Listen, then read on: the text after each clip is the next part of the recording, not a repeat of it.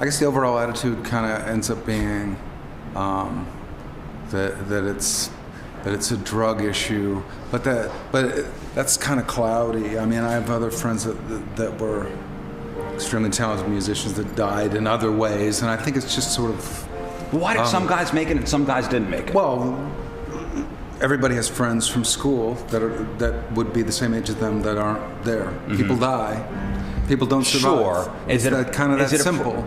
If you go into a 12-step meeting, any city, and you count 75 people and you ask how many of them are musicians, you're going to get 2. Mm-hmm. And everybody else is going to be from every walk of life that you can imagine. The same as Scott Weiland's mother crying. There are mothers crying who have lost their sons, who are construction workers, mechanics, literally anything you can think of, and it's happening every day. And the only difference between a musician that's famous and that other kid is that we don't talk about him on the radio. Yeah. That's kind of it. One of the things that I've experienced over and over again, which I think is a way that people deal with it, particularly when it's someone who's already kind of celebrated for something, is that we invent this idea that somehow there was like it was predetermined.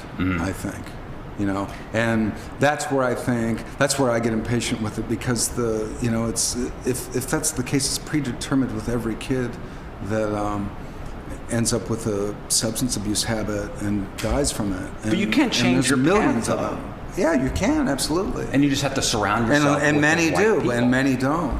If someone has a propensity to abuse alcohol or drugs, and they didn't meet the wrong sort this weekend, they're going to meet another guy somewhere else. At some point. Yeah, if you have that in you.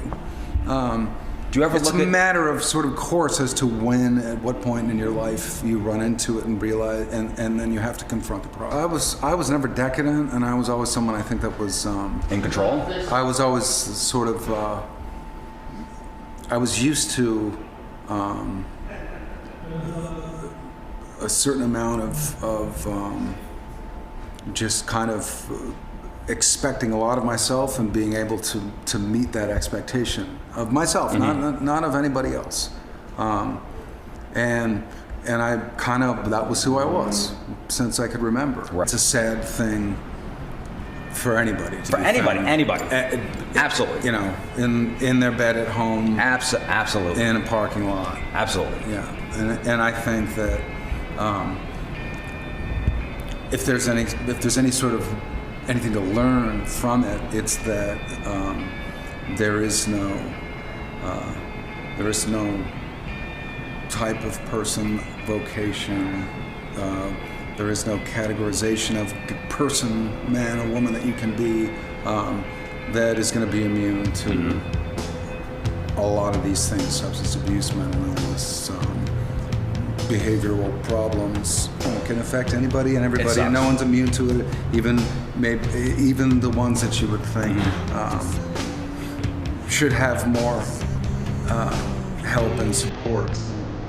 But I don't know. I don't think that.